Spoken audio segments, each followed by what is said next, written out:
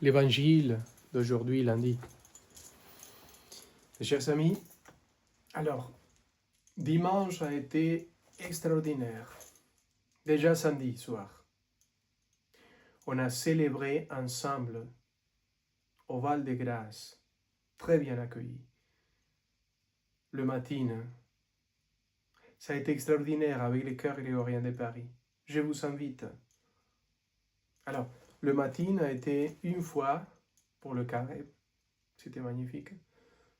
Le lendemain, chez les Lazaristes, 95 rue des Sèvres, station Vanneau, on se rassemble à 8h du matin, 8h15, pour les laudes. Les laudes chantés en grégorien. C'est extraordinaire, c'est une belle, absolument belle expérience. Et après, la Sainte Messe. C'est la messe de Paul VI. C'est nouveau ordre. En latin, en grégorien. C'est le missel fait par les moines des solemnes pour les novus ordo, c'est-à-dire pour la messe de Paul VI, pour la messe que célèbre tous les jours. Et on a des prêtres super. On a des jésuites, on a un dominicain, on a un prêtre qui travaille à l'Institut catholique de Paris.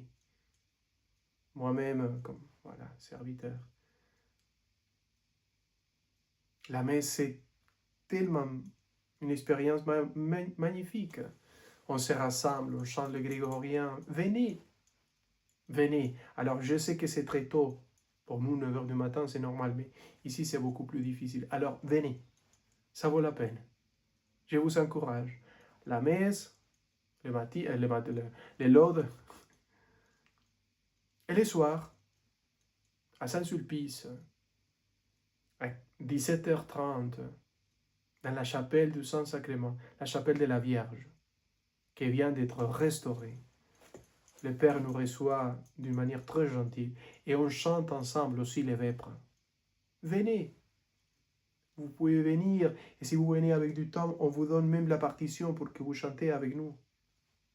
C'est extraordinaire, c'est une très, très, très belle expérience. Alors, venez ici à Paris, ça vaut la peine quand même. C'est très beau. Le chant grégorien, c'est une musique pleine d'Esprit Saint, de la présence de l'Esprit de Dieu. Ça donne le calme, la paix, la présence, la consolation, la présence de Dieu. On vous invite. Alors l'évangile, Matthieu 25, 31.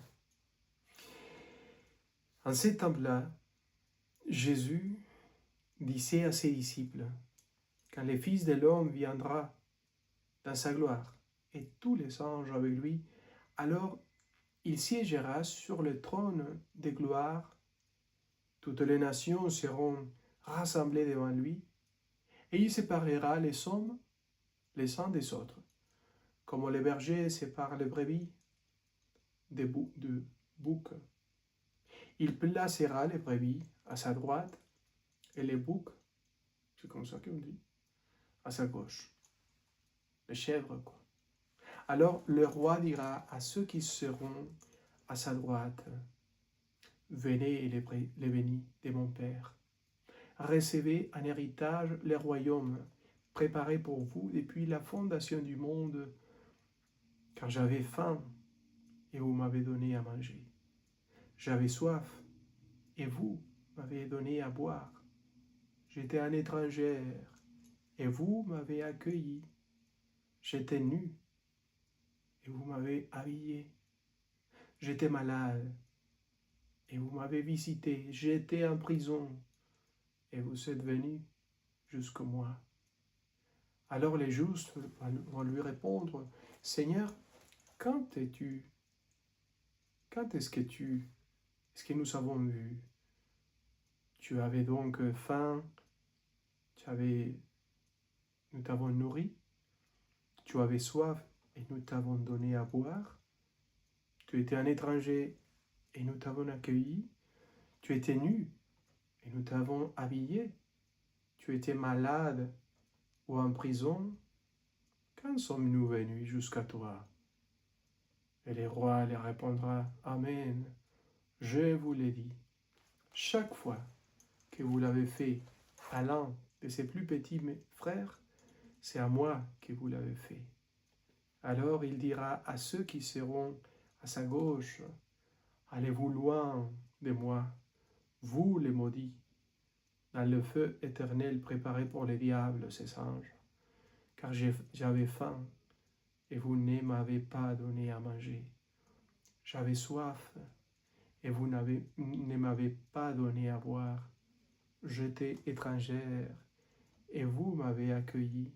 J'étais nu et vous ne m'avez pas habillé. J'étais malade et en prison et vous ne m'avez pas visité. Alors ils répondront, Seigneur, quand avons-nous vu avoir faim, soif, être nu, étrangère, malade, en prison, sans nous mettre à ton service? Il va leur répondre, Amen, je vous l'ai dit, chaque fois que vous ne l'avez pas fait à l'un de ses plus petits, c'est à moi que vous ne l'avez pas fait.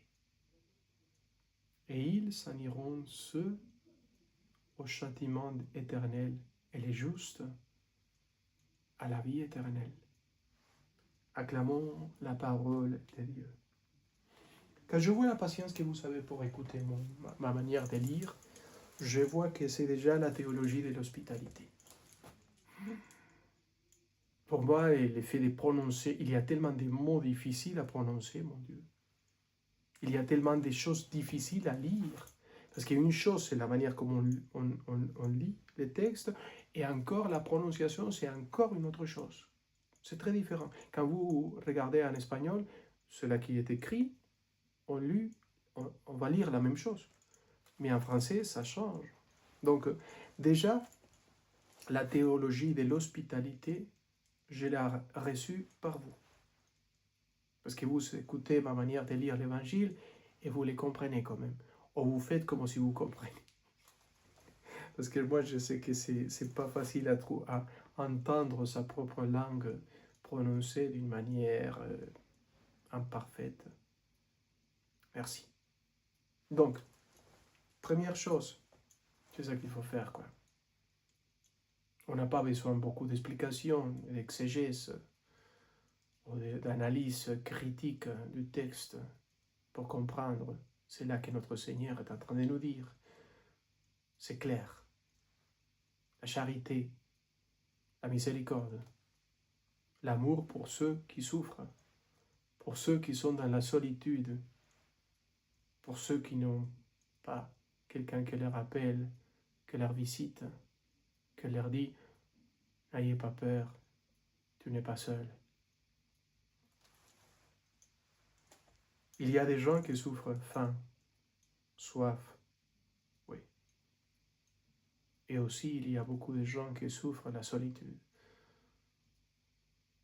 La solitude totale. Les enfants ne vont jamais leur visiter.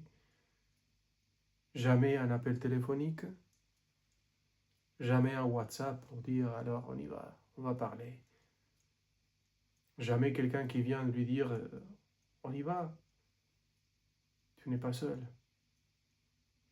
Combien de situations, regardez, déjà la situation actuelle dans le monde, c'est là qui se passe en Afrique actuellement, c'est là qui se passe au Moyen-Orient actuellement, en Iran. Alors, et très souvent c'est ici même, dans votre quartier, dans votre ville. C'est pour ça que j'admire tellement, par exemple, la Société Saint-Paul. Des gens qui sortent dans la rue et qui restent pour visiter ceux qui sont dans la rue en train de dormir avec le froid qu'il fait, l'hiver. Toujours essayer de faire, surtout de faire partie d'une organisation. Quelquefois on donne des billets ou de l'argent, une monnaie comme ça. C'est pas excellent. c'est mieux d'appartenir à une association dans laquelle on sait qu'on est en charge, on travaille ensemble, on a une communauté qui nous soutient, très souvent l'église même catholique, une paroisse. Mais ne restez pas indifférent vers la souffrance des autres. Quand j'étais gamin, j'ai appris une chose de ma mère. Ma mère était une sainte, une femme de Dieu. Et les gens qui venaient travailler avec elle, qui ne savaient pas faire beaucoup de choses, ma mère leur apprenait. Ma mère, par exemple, a appris à une dame que moi j'ai grandi à son côté, elle était adorable. Et ma mère l'a appris la pâtisserie. Ma mère l'a appris à faire des petits biscuits, de faire des gâteaux. Et quand la dame finalement est partie de chez nous, elle savait faire des petits biscuits, savait faire des gâteaux extraordinaires.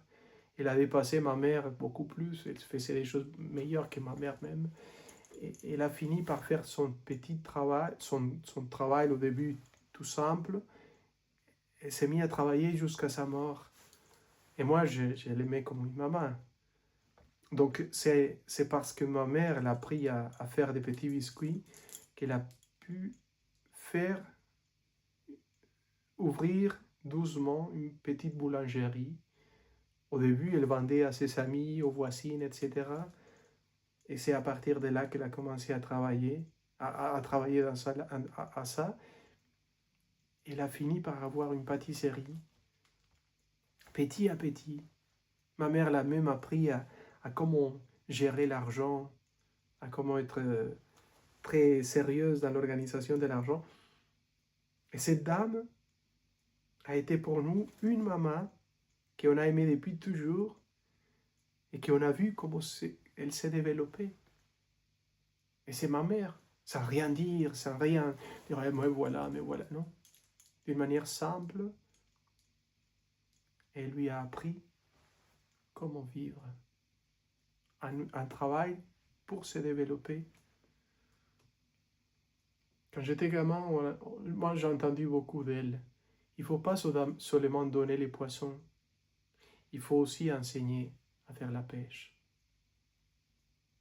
Donc, réfléchis comment il faut aider les autres, comment il faut être plein d'amour, de miséricorde et de charité pour les autres. Surtout, ne soyez pas indifférents en face de la souffrance des gens. Il y a beaucoup de gens qui souffrent et souffrent beaucoup. Ne soyez pas indifférents, s'il vous plaît. Au nom du Père et du Fils et du Saint-Esprit.